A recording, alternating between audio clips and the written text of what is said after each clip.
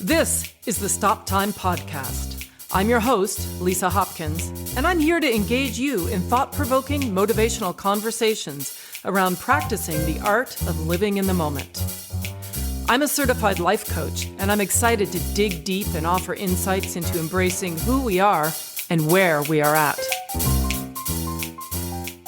My next guests are a dynamic duo of sisters who have worked together as a team and separately on countless projects in film, television, fashion, and live stage. Their work has taken them worldwide to over 30 countries and inspired so very many. Widely known for their all-female tap dance band, Syncopated Ladies, they have amassed over 100 million views online with appearances on The Ellen Show, Good Morning America, The Kelly Clarkson Show, So You Think You Can Dance, and have received praise not only from their fans and followers, but from Beyonce, Whoopi Goldberg, Shonda Rhimes, Janet Jackson, as well as many other celebrities and news outlets around the world. During the pandemic, they gave free classes to over 25,000 students worldwide online and continued their after-school programs in South Central LA and Favelas in Rio De Janeiro, Brazil. They are on a mission to elevate and celebrate the art of tap dancing through film, television, and live events. They are tap dancers, choreographers, educators, entrepreneurs, philanthropists, and I am thrilled to say that they are here with me today on Stop Time. So please welcome Chloe and Maud Arnold. Welcome, gals. Thank you. Awesome. Thank you. We're so glad to be here. Yes, and thank you for that awesome intro. I know. I'm like, wow, we've done something. I was like, wow, we did some things.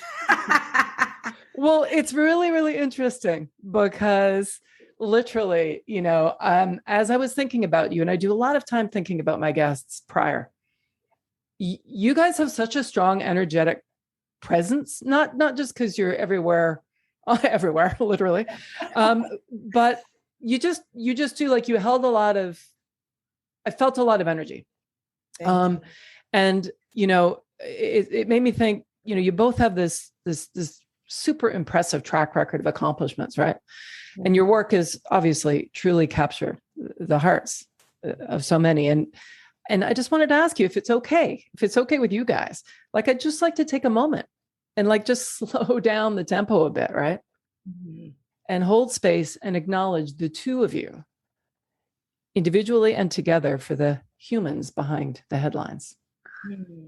I love that. That's a beautiful thing. And I think that the human behind the headline is the only reason there's a headline. Mm-hmm. Because when I was talking to Cherish, one of our managers, yesterday, and there's something really awesome in the works for us, a television project. But the way that we got this whole thing transpired, it's been a dream of ours, something we've been planting for, like a decade. But the way that we ended up with this relationship that's pushing this forward is because Maud gave a ride to a friend instead of having them take an Uber.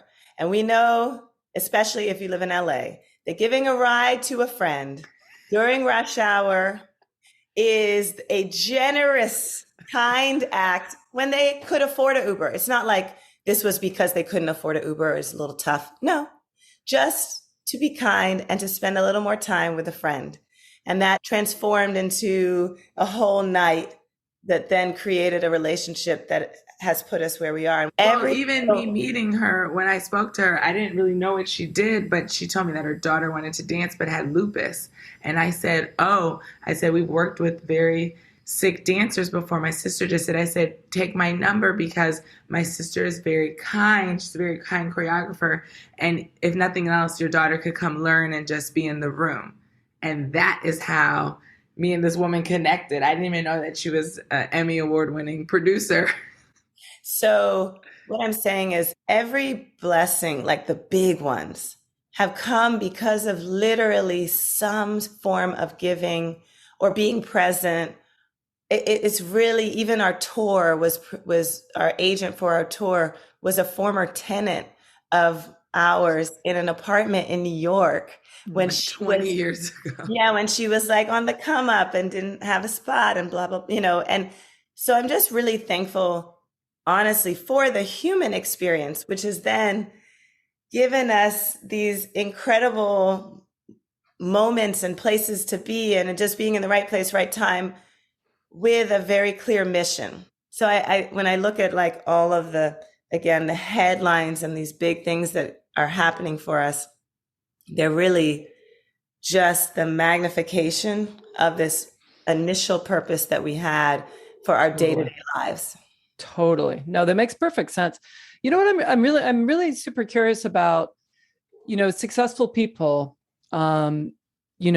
We hear their headlines, right? Because they're would you share with us like what maybe something that it didn't become a headline that maybe should have, like a low light or something? Because I think it's important for people to hear that there's probably an equal number of failures. They don't know how many things didn't fail that you tried, right? Well, I want to share one, because way at the onset of YouTube, when I was traveling around the world, and I was going everywhere. I was in Prague and, London, Taiwan and France, and like everywhere. And so I started Chloe's World, which was a video blog in, I want to say like 2007. So this is so far before Instagram and like Facebook videos. This was on YouTube. And what were you shooting it on? Oh my God. I think I was on mini DV or like something really antiquated. And I was self-editing, and we had a friend who was really great in graphics, and he did this super awesome intro for me. And I was like, this is going to be the moment. My show's going to blow up. And then, the thing has like, 500 views, which like, yay. And I look back though, and that's kind of the thing about anything you're imagining, is that you have to start somewhere. I love this saying that our friend has. His name is Maverick Carter, and it's his company's saying. So, I don't know who made it up, but it's LeBron James's team. Their saying is, make it until you make it and keep making it. It's like, yeah, if you enjoy something, make it. Mm-hmm. Maybe no one will see it. That's okay. You make something else, and you make something else. And you truly never know what the thing is that someone's going to see. But I was always making videos. Just nobody, in college, I made short films. Maud made short films. Ooh. I kind of want to people do those reaction videos. I kind of want to put them out there and be like, oh my God, what were we doing here?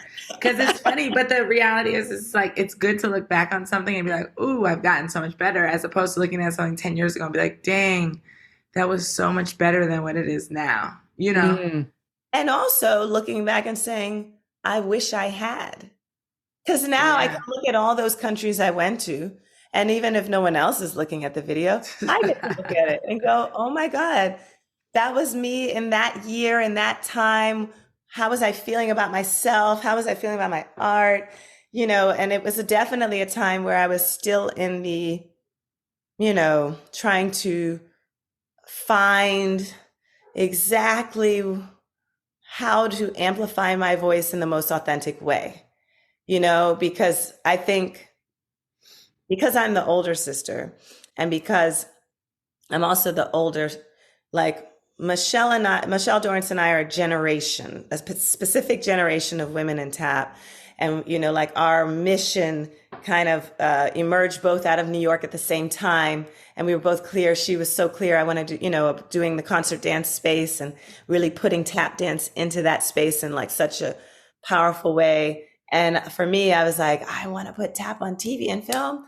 And I want to make like a rock concert, basically, of tap women. And so, but it, at that, when we were starting, our voices were so small in the land of tap, because it was just such a powerful male voice with massive, Broadway shows that were all men, massive tours that were all guys, and, amazing women that were honestly the tradition bearers and keeping it all going, but not having necessarily the same platform as these fellas. And so I think I started tap dancing very much when I was in New York.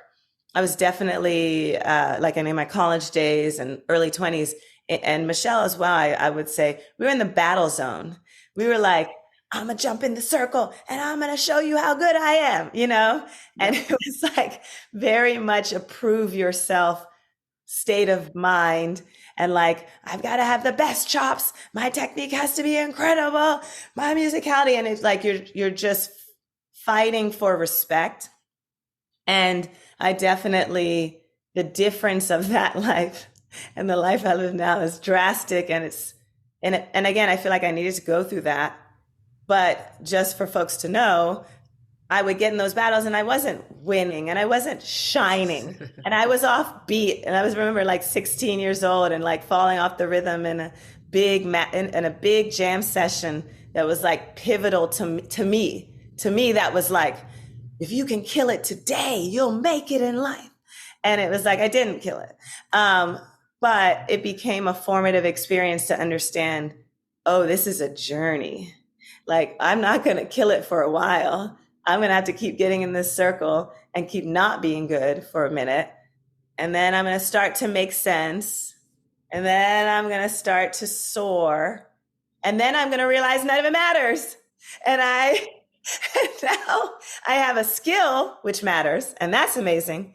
But it doesn't matter who's the best in the circle. That's not the defining component of being an artist. Yeah. So I think if I were to look at like failure, it would be kind of, part of it is also setting a goal that you don't even ever need to meet, that you know, like this false sense of success that you're like, I have to do this to be successful. And then you realize a little older, oh no, that's not the answer. It's just a part of the like learning journey. Mm-hmm. 100%. And it's so interesting because what stands out to me is it had nothing to do with tap dancing. Your goal was to be seen in that realm. Your goal was to speak your voice. But the irony is you didn't know what your voice was because you hadn't been seen, like you needed both. And that was just the conduit, right? So you're right. It's until you have the journey, until you have the bandwidth, you can't look back and learn and develop your voice. Yeah. That's brilliant. Yeah.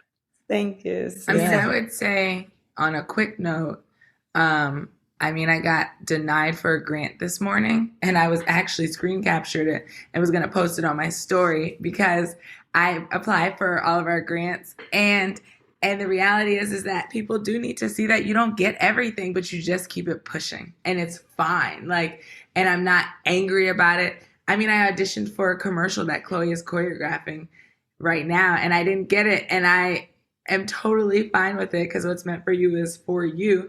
And I'm just like, I want to post my audition video because it's so funny and I'm just waiting to be able to do that. But I'm not angry or bitter. And I think it's important too for young people to see that. But I think people, do show their highlight reel publicly and then people forget that like everybody fails.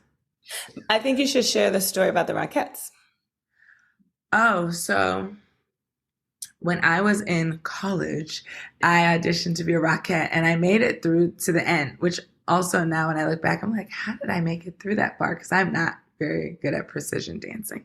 And they pulled me to the side and the woman, she was like, you're really great, but fitness is an issue. And she was like, probably like 15 pounds or so, And I said, oh, okay. And I looked at her and I said, in my head, I smiled. I said, thank you. And in my head, I was like, she's crazy. And I left and I went back to my dorm room and probably ordered some more shrimp fried rice. And, but I never got angry. I never got bitter. And I never even badmouthed them because I had Facebook at the time. I was like one of the first people with Facebook. I never said anything bad. I just remember being like, well, that's not for me. But we did what was for us, and Chloe created Syncopated Ladies and, all that. So 16 years later, this summer, I just finished teaching at their intensive for the Rockettes. And, it's just a testament to you don't get bitter, you get better and you focus on yourself. And like Chloe's been talking a lot about purpose. It's like, would I have made a great Rockette? Probably not at the end of the day, But did I go home and become anorexic? No. Did I go home and become angry? No. We take almost 150 kids and families from underserved communities to see the Rockettes every year. We have an amazing partnership with them. The woman who told me I was too fat, essentially, is no longer there. And they have a whole new philosophy and approach. They have so many women of color on the line now. And it's really quite refreshing to see. Yeah. And also we did, during the pandemic, we did a collaboration, a video collaboration with Rockettes. It was Maud and I and the Rockettes, and we did it virtually, and we choreographed it offline and then videoed everything and then put it together. And again, the Rockettes posting us dancing with the Rockettes, specifically us dancing differently than them. Mm-hmm. I mean, you want to talk about changing of just the guards and the mentality. Mm-hmm. And I think, you know, for there to be progress, for there to be change, you have to stay open, and you can't get so heavy and kind of, you know, just write off the system, because the reality is it's going to keep being there. So, you know, the options are, like Maud said, be bitter or push forward and try to be better and try to create change. And so it's exciting to be able to see an institution that's so old, hire new people and stretch their imagination and open their minds. And it's really special. Yeah, 100%. Hey, Chloe, I understand that you applied for all of the Ivy League schools. Is that right? And you got accepted to all of them? Yes. So yay, first of all, but I'm really curious to know why that was important to you to apply to all of them. I love that you asked that question. Okay. There's a video on Instagram right now. It is so funny. It's me playing tug of war with 3 guys. It's hysterical. It's like Lisa, you have to watch this. Laughing. I cried. Okay, I will post the link on the podcast. Okay. I cried. This video depicts who I am. If you say, who's Chloe? It's this video. That's true. So from a child, I have always been competitive. And it's interesting because it's this weird combination, because I've always been competitive from very young. But there was definitely the time of like 12 to 15 where my dancing was still very like shy and not bold, but still, and I was still very competitive. It's very interesting in my mind. I don't mean like hurting anyone else or like trying to beat people, but I mean, I played sports and I was going to run as fast as I could down the soccer field. In the neighborhood, I played basketball every day. I wanted to make the 3-pointers. Like I loved competing in anything. It'd be like, who wants to play the game? I'm participating. Who wants to run the relay race? I'd like to. In a class in like 5th grade, it's like, who wants to play trivia? I do. I realized from tug of war, this party that I went to, it was an adult birthday party with all these games. Who played all the games? I was the only person who played all the games. I realized that is who I am. I'm a participator. I like to participate. And then I like to achieve within said participation. Yes.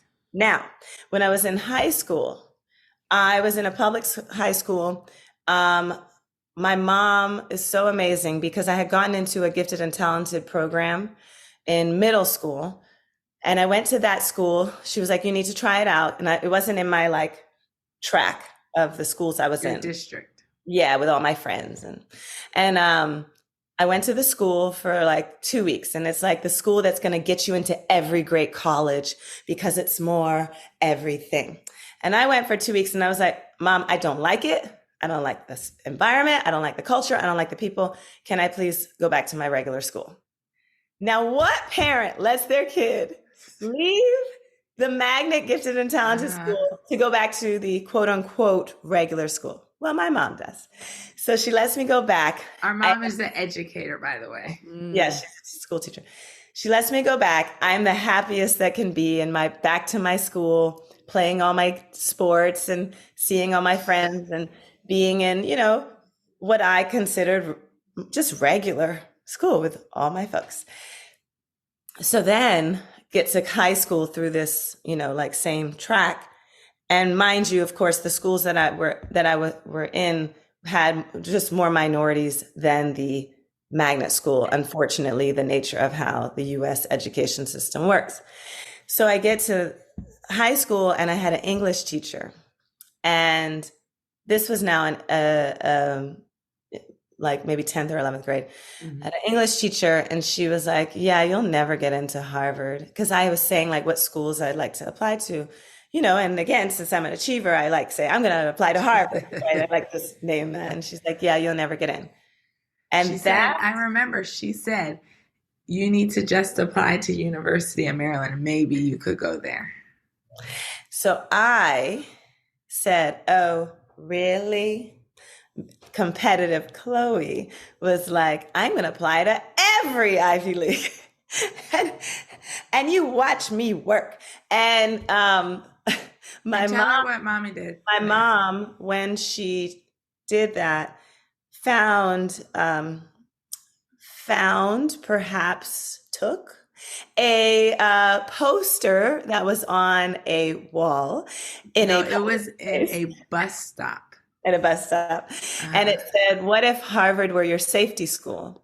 She took it, she put it on our front door, on the inside of our front door. So every time on the way to school, that's what we saw on the door heading out to school. Mm-hmm. And she really manifested the idea that whatever we imagined is beyond possible. Like, it's beyond possible. And so when it came time to apply, again, our mom is an educator, and she was like, yeah, go for it. Apply for everything, whatever you want. So I applied to all the Ivy Leagues. I applied to USC, UCLA, and I had visited Columbia.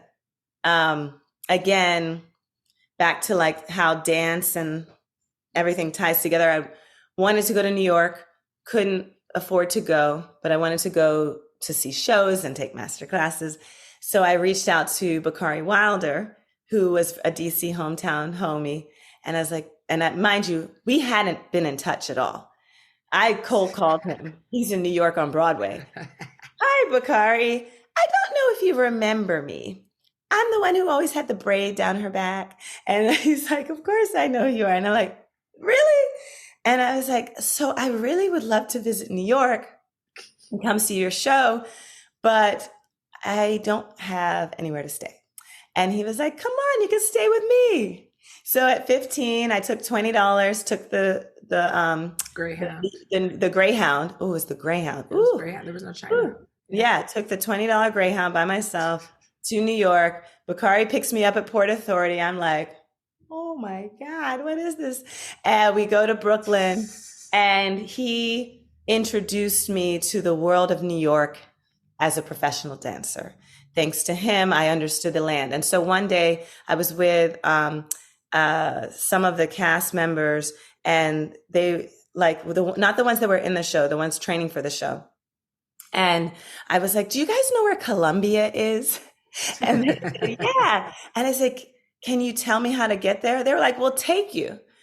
So a group of the tap dancers took the subway uptown with me. They hung out at the park, Morningside Park, while I went on I said, they're like, we'll wait for you here. Have fun. I go up to Columbia and like, do you know where admissions is? And I do my own college visit. Oh my God. Not planned, not scheduled. I just walked in. I'm like, hi. And I remember a really nice guy named Peter Johnson. Rest in peace. Yeah, rest in peace. He passed away. I got his card, and he ended up being let's just say the kindest admissions person for me, my sister, all of our friends. Mm-hmm. But I'll never forget getting his business card and going, admissions, great. And I got all the brochures, and then I went back and met the guys in the park, and they're like, how was it? I was like, I think I want to go here. And they're like, great.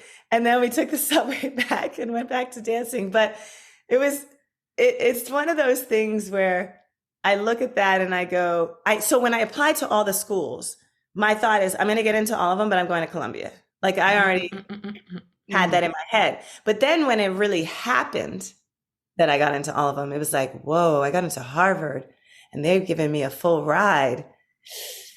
Uh-oh. like, uh-oh, now I gotta like, what do I do now? And again, our mom being so amazing, when I said to her, but I really want to go to Colombia, she said, okay, that's your choice. You got to go where you want to go. And she said, you need to leverage the Harvard money to get Columbia to do more. And so I took the financial aid package from Harvard, went to Columbia.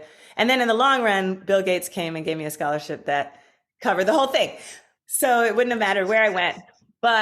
And we're actually performing for his foundation next week in New York. How cool. I know. 20 years later, I'm a scholarship student and I am performing for his next program, which is for his foundation for giving as well. That's cool. It seems like there's a full circle theme going on here, right? With Rockettes and then Bill Gates. Always. Hey, Maud, as the younger sibling, what did you admire and emulate from Chloe's path? And then what distinctions did you create to set yourself apart from following in her footsteps? I'm so curious. Well, we grew up together so closely. We shared a room. We've had a business together since she was 10 and I was like 4 or 5. We made scrunchies. I think Chloe made them. I was a salesperson. Okay, I love that. They were $1. Yeah, I'm wearing a scrunchie. They were $1, and we would go to like buy the scraps of the scrunchies. You know, you can buy like scraps of fabric for like $5 for a thing. We'd buy that. And then we shared a room together. We went to dance together. When our parents got divorced, Chloe became like my full-time babysitter. So, because my mom at this point was a single mom, so she had 2 jobs. So my mom was like, you basically can do whatever you want, Chloe, like go out, go with your friends, but Maud has to come with you. Oh, okay. So I was everywhere, which was amazing. And I think was it amazing, Chloe? It actually my friends really liked her. So it was amazing from the standpoint of she was more social.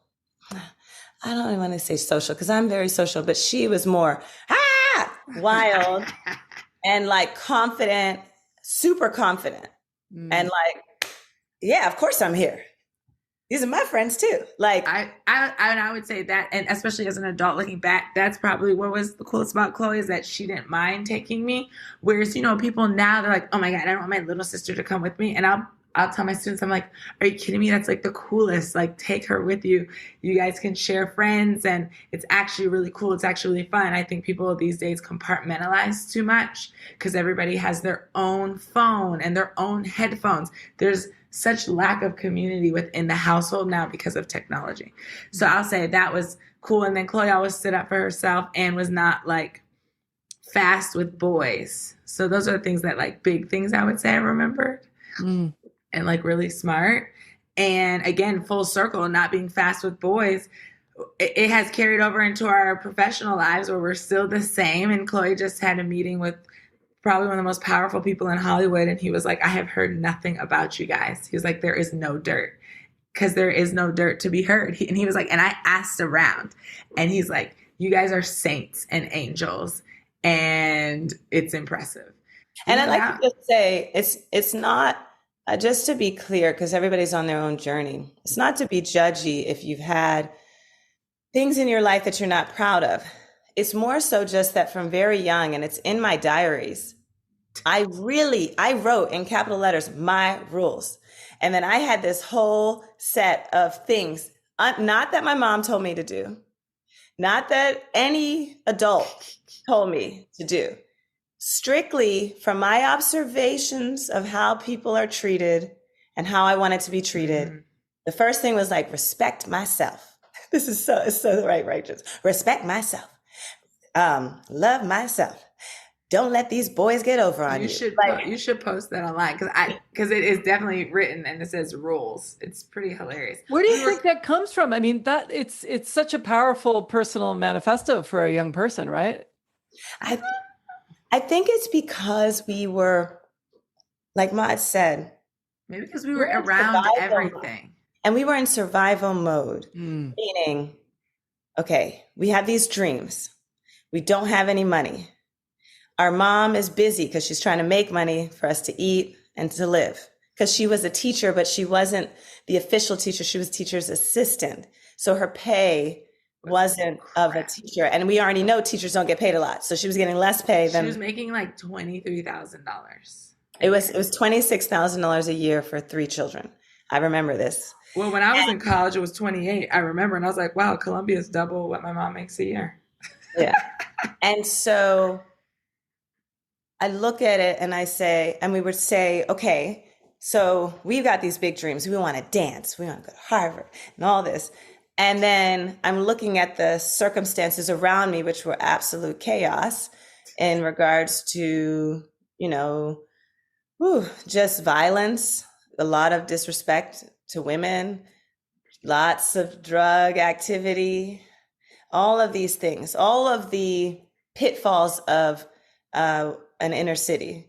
And I really had to look at it and go, well, what is our lane going to be? I take the subway, the bus, I walk to school. So I got to be smart. I got to be safe. I got to be looking around and paying attention. And so I think another thing is having the responsibility of a little sister makes you cognizant of, I'm a role model. So what do I want her to do? We also have a brother who taught us a lot. And was very candid and honest. I mean, he would take me everywhere too. And his guy friends would like talk about girls in crass ways. And then they'd be like, oh, sorry, Lil Maud's here. And my brother would be like, no, speak the way you're going to speak, because she needs to know how men talk, like how men speak about women. And so also hearing all that from a very young age, I would be like, oh my God, I never want to be one of these girls spoken about like this. And it's not to excuse their behavior, because they have a lot of work to do. And I'll say our brother is he was never the one talking badly. Our brother is everybody who knows our brother loves our brother. I think he always made us feel loved. Like we weren't seeking some guy to make us feel good about ourselves. He'd be like, you can do it. He was has always his whole life been you can do it. It's yours if you want it. Go for it. And I think that's like the general theme of our household, I would say, is you can do it. And not just to us, but if you step foot in our house, our moms, our grandmas, our houses now, somebody's going to remind you that you can do it. From literally every person in our family, even though our parents didn't stick together, there were all kinds of issues. At the end of the day, the one thing for sure that also our dad taught us is you can do it. You're smart enough. You have it in your spirit to do whatever you imagine. And you deserve to do it. As Black people, we're taught and conditioned that we don't deserve greatness and we don't deserve success. And, we don't belong in a room. We don't belong. And so much of our history is like slavery. And it's about the slaves. And I'm like, why don't we talk about the evils of the slave masters? Like, we never talk about that. We're always talking about how the slaves couldn't read and couldn't do these things. And so you're like, you're taught that you come from a lineage of very strong, resilient people, but not of thriving people.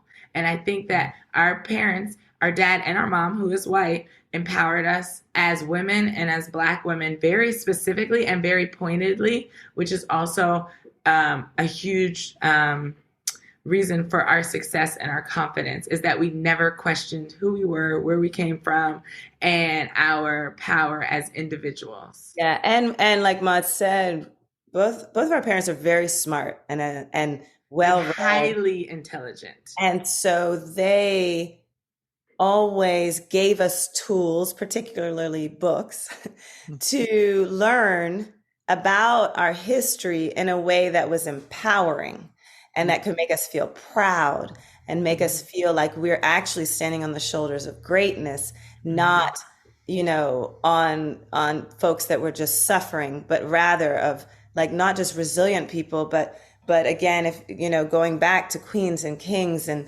of their own lands. And I think all of that really matters. Our white mom had us celebrating Kwanzaa with all of our Black friends. Yeah, like because the principles are so powerful of Kwanzaa. If people don't know, Kwanzaa is an African American tradition that is practiced near Christmas time. It's right after, it's between Christmas and New Year's. Yeah, and it's every day there's a principle, and each day reminds you of something within, in a way. It's like Kuchi Chagalia is self-determination, community, just principles that really are about uplifting and coming together. And it's not really about gift giving. You can give gifts, but it have to be something that you make for somebody. And, you know, and you go around and you talk.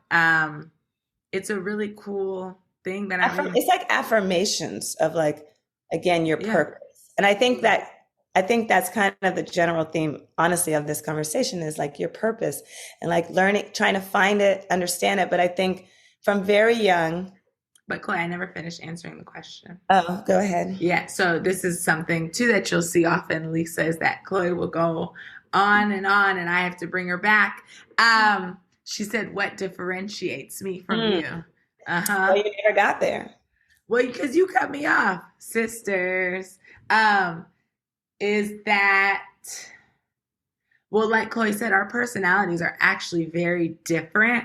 We just have the same value system, but anybody who knows us are like, y'all could not be more different as personality wise. Like I'm louder. I thrive being around people and social, and like I don't get drained by social interactions. I could go interact with 2,000 people today and be like fully energized afterwards. But I will say it was one particular instance that really was the defining moment of my independence. Is in 11th grade, I got offered a scholarship to go study in Brazil for my for that summer between junior and senior year. And I had a scholarship to go to Debbie Allen Dance Academy.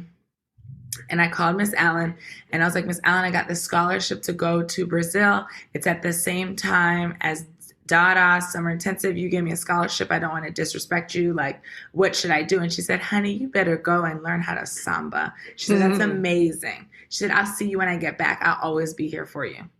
Best mentor ever, also, because she wasn't trying to just hold me. And going to Brazil, because Chloe hadn't been to Brazil yet. I was the first in my family to go to Brazil.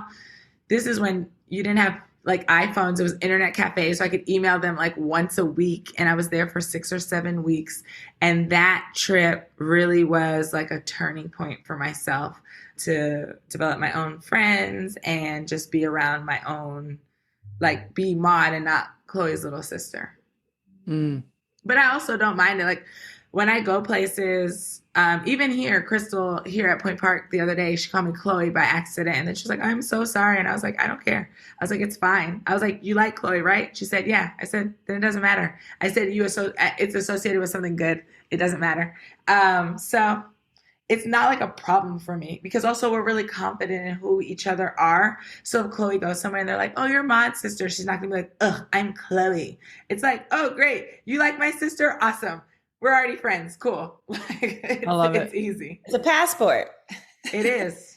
Yeah. No, for sure. It's amazing. Something that really, really stands out to me, which we could probably go off on for 2 hours, so we won't, but I just want to share with you because to respond to something that Chloe said about, well, what you're both saying, but what Chloe said specifically about what was imparted to you growing up about your culture. Because I really, as a white woman, or as, you know, I hear that because even without the history that your culture has as a you know, African American, we tend to get the messaging in general. I see it with parents of you know, you can do it, you can do better than you can take it to the next level. You can be better than us. We worked hard, but you can work harder. But it sounds like you didn't get that. You got the no. It's amazing, you know. You're starting at a very high bar, so keep going. This is good. You don't have to prove it. Like, you know what I mean? Like it's a different, and that's so empowering. I actually have never thought about that. That's really an amazing observation and takeaway because it's true, which is also why I think we don't compete with anybody because it was never like be better than those other people, be better than. No, it was just or like fight to get out of what we're in. This is awful. It's your job while you're here on this earth to speak for us. It wasn't that. It was like, no, honor what went before you and keep going. Yes. And I think about like the titles on our bookshelf. You know, there was a book by Lorraine Hansberry. It was called To Be Young, Gifted, and Black. That means that somebody way before us already thought of that and was asserting that that was a beautiful thing. And I remember I would always like, it's one of those things imprinted in my that memory. beige book because it had that thick writing. Yeah. Yes. And it's like the writing on the wall really matters. Like parents, it really matters what you're seeing every day because it truly sticks in your head. And I think, you know, it's a really good point because I remember in 5th grade, I was doing a trivia because like I said, so in regards to just to clarify, I said I'm really competitive and I truly am. And then Maud said we don't compete. And that can sound like a contradiction, but I'll give, if you look at the tug of war, that's a great example. If you also look at a video on my Instagram of us running up a hill, like to which I won. For me, running up the hill is so important. I do it as much as I can. It's a sand hill. We were racing. Sand hill. It is the hardest thing physically. So hard. Yes. And every time I reach the top of that hill, I say to myself, I could do it. Like it is a reminder of self, the ability within to conquer the obstacles within, because that is a physical. And, you know, as you're a woman and you're getting older, you know, everybody tells you, oh, it's going to get so hard and your body's not going to do it. And it's so for me, it's that internal, like, I can do this for me. Nobody else, I'm not getting any money from getting to the top of that hill. Nobody gives me a prize. It's that personal knowing that I can still push past obstacles and reach goals within that are special to me. And I think it's just for everyone, we all have those things. But when I was in 5th grade, there was a trivia on Black history. And I remember I knew it all. And I was so proud that I knew it all because a lot of the kids were learning it. And I'm like, oh yeah, I know Madam C.J. Walker. She was one of the first Black millionaires in America. You know, like I was so proud to know all of these incredible accomplishments of my ancestors. And so I think I never, like Maud said, I never thought of this really the way you're putting it. But like, yeah, it was like, you know. We were surrounded by Black excellence in DC, which is why DC is such a unique place to grow up because you had the spectrum of Black people. Of course, you had crackheads because it was the crack epidemic. But then we also, our friends' parents were general counsel for Verizon. And, you know, and we met those people through dance, because dance brings all types together. So that is the most beautiful part, the dance studio. We were on scholarship and our best friend's mom was a lawyer at Verizon. Not a lawyer, Chloe, general counsel. Right. Be very clear because I didn't even realize how big of a deal that was until maybe like 5 years ago when one of my friends is general counsel of the 49ers. And I was like, what does that mean exactly? And she told me, and I was like, hold on, I think that's what Miss Sherry did back in the day when you didn't see any Black people, particularly not Black women in the C-suite. In the C-suite, it didn't happen. And so we were surrounded by people showing us and telling us you can do it. I mean, my mom. And the women, the moms of our dance company called Taps and Company and Tony Lambre, they believed in the village. They were like, we're village moms. Like that was across the board. Everybody's like, yeah, we're village moms. We're your mom. We're gonna take care of you. We're gonna feed you. They really did. Our mom was working. Oh, don't worry, I'll take you home. You know, like, oh, you guys didn't eat? Hold on, let me grab some food for everyone. It was, we knew we were backed up. We knew we were supported by a community that oh yes, we all love tap, but it was just so much more. And I think going back to this. And it was never tit for tat. No, never quantified like who does more, whose parent does more. It's like everybody brings their own unique thing.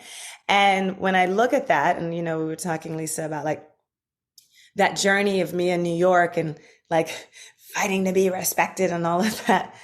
The irony is that when I created Sync Ladies, and not in the early stages because I didn't realize it, but now, retrospect, all I was doing was recreating the best part of my childhood, which was an all-female tap crew that Miss Tony Lombre had started, that I got to be a part of, that gave me the most joy as a child. I just recreated that. And those women who we danced with as children all volunteered at the DC Tap Fest last week. Oh, another circle. What a surprise. Yeah. This is amazing. This is so amazing. I have to ask you what your definition of living in the moment is, given that the podcast is called Stop Time, Live in the Moment. Ooh. So who would like to answer? I can go first. Okay, perfect. Oh, I would say because living in the moment. Oh, yeah. This is Mud. I have the raspy voice. Living in the moment is being free to do whatever you feel. So if it's like, I feel like going to buy a smoothie now, or I feel like going to take a nap, or I feel like reading a book, or I feel like getting on a flight to Paris, that to me is living in the moment. I mean, you could translate that to say living in the moment is being at choice, is what I'm hearing. Mm-hmm. Yeah, I would say particularly because our lives are so, vast. We have so many things that we do. I was saying this yesterday. I was choreographing a commercial and I was on set, and the producer was like, "How do you do it all?" And I was like, "Because I stay present. I know I have 700 things to do. But in this moment where I am currently with you, I'm giving you and this project me for today. And as soon as this wraps, on to the next moment of what it is that I'm prioritizing in that time." But I think being present, I get a massive thrill from, like, when we get off the call. I'm going to tell you what I'm going to do before I have rehearsal at 10:30, and people will be trickling in. But between that like 10-minute break, I know what she says. She's I'm going to walk go around her property and look at what they're doing. Because the fence they're building gives me an absolute thrill. And so I got excited. I woke up this morning like, they're building the fence. And so I try to just allow myself to be present, because I know that I'm going to be pulled in every direction by nature of all the things I like to do. This is not someone forcing me to do this. This is total choice to overload the plates. But I tried, honestly, and this is definitely the moment, this is a moment in my life, because this wasn't before. Like Maud said, we do have way more choice. We have way more, ownership over our day to day, which has been earned because, before we were financially so unstable that we had to take every job, had to do everything. And now I get to have discernment and say, this is fully in alignment. This will bring me joy. I will be able to give my all to this project. I actually just turned down a play because I knew I knew I didn't want to multitask it, because I wouldn't have been able to be present the way that would honor them and honor my standard of work. But I will also say, in addition to that, I still do a lot of things that are not on my cup of tea. I do a lot of, just to make it clear for everybody listening, I do all of our finances, all of our bookkeeping for our foundation and all of our businesses and the DC Tap Fest. I run every aspect from the merch to the credit card processing. And I say that it's important for people to know that, like, we don't just show up like la-di-da-da-da. Like, I am still doing a lot of the work, but it is for things that we want to do. And so I think that's important to discern. I'm not working for somebody else or working on something that's not bringing us joy, but it is still a lot of work. Yeah. And I think that, in regards to choice, right? I think that with choice comes responsibility. So it's not just like, oh, I'm going to be just like the star. That was my choice. No, it's like with that platform comes all the responsibility, all the people that are following in your footsteps, all of the people who you must pay, all of the various things that come with it. And I'll just say to summarize it, living in the moment is being able to just be present and to enjoy the space and time that I have, because like I said, there's so many diverse experiences I have in a day, in a week, in a month, and being able to so that it doesn't become just a mishmash and like where I lose appreciation. I try to just lock into gratitude for that moment and that time and that hour. And like this hour, I'm very thankful for this hour, because if we didn't have this hour, we would have been doing something else, right? And not maybe reflecting on the process and journey. And even by you asking that question, it's going to make me appreciate the moment even more, because now I'm even more aware of it. Side note, Chloe, for the record, said I talk a lot. I think it runs in the family. No, it's wonderful. You guys are brilliant. It's so funny. So just really quickly to just to riff off what you were saying, Chloe, and maybe this is a separate conversation. What's so interesting and makes so much sense, and you'll get this because you understand energy, both of you, and dance, right? Because when you think about meter and time, and it's called stop time, right? It's that time that where the rhythm of, let's say, life is going on, and where it's holding the pulse for you, but you can do whatever you want in that space. Yes. Ooh, right. And so, I mean, that's my whole concept behind the idea of using that as a thing. I mean, it's fun because, I have a tap dance background, if you know, but but as tap dancers, we know that, right? We know that when it comes time to solo, everyone's supporting you. The rhythm of life is underneath you, and it's up to you what you want to say in that space.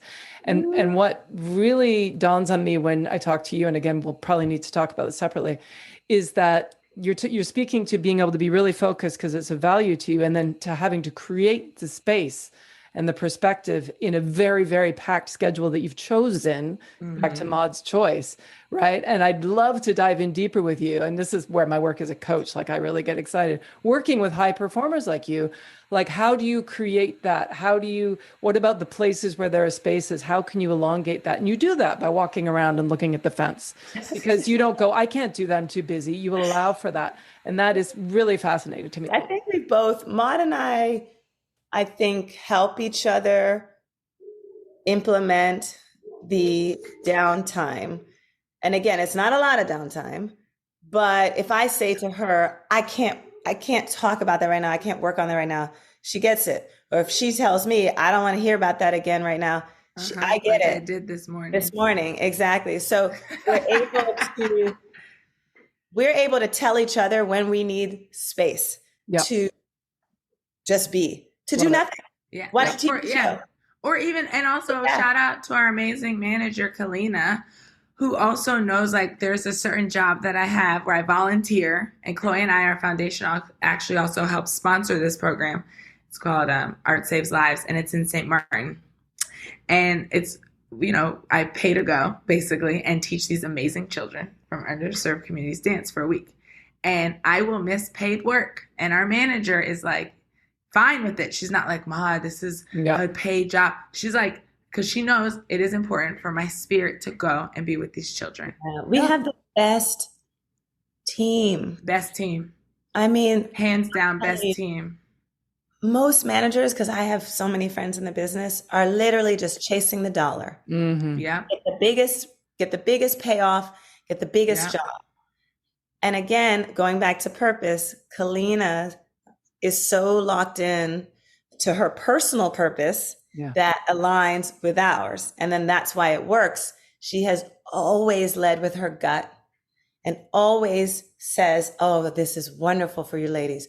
Or it's a lot of money, but I don't think it aligns with your values. And Amazing. she'll say, no, thank you, and walk away, easy, walk away. That's Walked amazing. away from a Paramount movie. She was like, She said, nope. I said, I'm uncomfortable. She said, I'm uncomfortable. She said, nope, leave it. Let it be. Amazing. That's amazing, right? Yeah, we're blessed. Yeah. Because it's very rare because so many people are just like money, money, opportunity. Oh, yeah. No, it's brilliant. All right. I'm going to, can you finish this phrase? These are two things. I got to get this in for you. Okay. And Maude, why don't you go first? Okay. Most people think that Maude Arnold is, but the truth is. Most people think Maude Arnold is the nicer sister, but the truth is Maude is actually the one who will tell you about yourself and cut you off. Yes, Love it. that's real. Love it. Perfect. Chloe, what about you? I was going to say most people will think that I'm serious, very serious, but I really love to have a good time. Love it. Funny. Love it. I would say that that's correct. Yeah. That's so cool. So really quick, rapid fire. Okay. I'm going to say what makes you, and then you're going to say the first thing that comes to your mind. And we can go, do you want to go like Maude, Chloe, or do you want to go? Yep, that's fine. Okay. So what makes you hungry? Smell of croissants. Hungry, literally? Yes. The desire to achieve. What makes you sad? When people die. When people don't believe in themselves. What inspires you? Life and children. I was going to say people. What frustrates you? Liars and people who are not of their word. Hatred and unkindness. What makes you laugh? Everything. Circumstances, people and circumstances. Perfect. What makes you angry? Racism. Yeah. When people are disrespectful, all the isms. Yeah, fair enough. And finally, what makes you grateful? Waking up every day. Life, every component. I always say I'm thankful for everything, everyone, every moment, every opportunity that I get to live. And I always say for my prayers, I just pray for health and life for myself, my family, my community, my friends. Everything else, we'll work for it, we'll earn it, we'll get there. I just need for us to be alive and well. Yes. Maude, what are the top 3 things that have happened so far today? I woke up. I walked to the bathroom on 2 working legs and feet. And I got the most kind message from a dear friend of mine that actually made me tear up. It was just a message of gratitude for being a good friend. And it was random. Love it. What about you, Chloe? Top 3 things. I got a good night's sleep. And I had my eye mask on and I woke up and I was like, yes, it's still on. Because a lot of times. So that was like amazing. I woke up and was like, yeah, sleep. Because Chloe, rapid fire. I sleep. No, it's not right. This is not rapid fire anymore. Okay. Sleep. I got a good night's sleep.